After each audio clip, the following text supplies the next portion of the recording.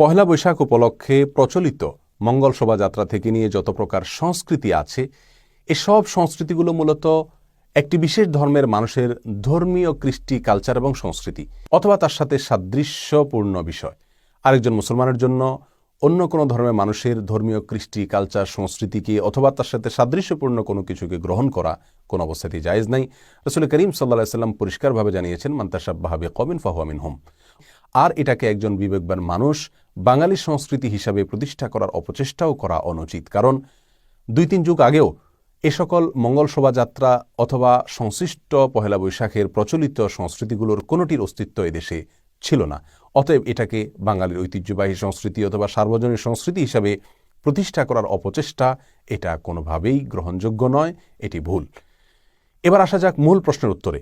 সাহাবায়ে কেরাম তথা সালাফের যুগে আমরা দেখতে পাই ভিন্ন ধর্মের মানুষেরা তাদের ধর্মীয় উৎসব উপলক্ষে মুসলমানদের কাছে যে উপঢৌকন পাঠাতেন সেটাকে মুসলমানরা গ্রহণ করতেন, সাহাবায়ে কেরাম গ্রহণ করতেন।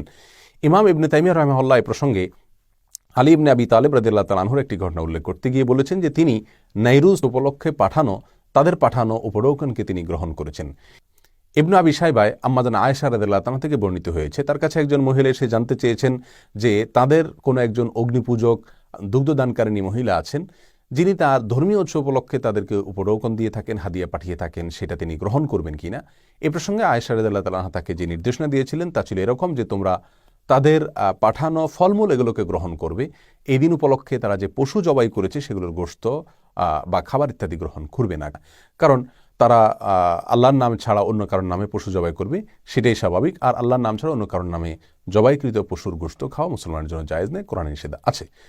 এছাড়া আবু বারজা রাদিয়াল্লাহু তাআলা আনহু নামে একজন সাহাবী ছিলেন, যার প্রতিবেশীদের অনেকেই অগ্নিপূজক এবং ভিন্ন ধর্মের অনুসারী ছিলেন। তাদের ধর্মীয় উৎসব উপলক্ষে তারা উপঢৌকন পাঠাতেন তার বাসায়। তিনি তার পরিবারকে নির্দেশ দিয়ে রেখেছিলেন যে তোমরা তাদের পাঠানো ফলমূল এগুলোকে খাবে, গ্রহণ করবে, এছাড়া অন্য কোনো কিছু গ্রহণ করবে না।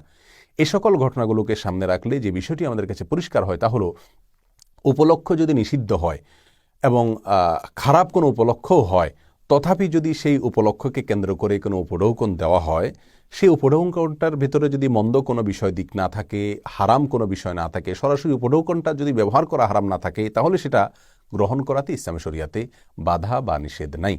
পহেলা বৈশাখ উপলক্ষে যে ভাতা দেওয়া হয় তাকে, যেহেতু সেটা নগদ অর্থ, অতএব এই নগদ অর্থ এর ভিতরে সরাসরি কোনো প্রকার নিষিদ্ধ বা হারাম কোনো কিছু নাই, বিধায় এটাকে গ্রহণ করা যেতে পারে। এটাকে গ্রহণ করার পরে কোন খাতে ব্যয় করা হচ্ছে সেটা হলো সবচেয়ে বড় ব্যাপার। আর এটা গ্রহণ করার মাধ্যমে পহেলা বৈশাখ কেন্দ্রিক যে সকল অপসংস্কৃতি এবং ইসলাম বিরোধী কৃষ্টি, কালচার এবং সংস্কৃতি প্রচলিত আছে সেগুলোর কোনো প্রকার সহায়তা হয় কিনা সেটা হলো বড় বিষয় এবং দেখার বিষয়।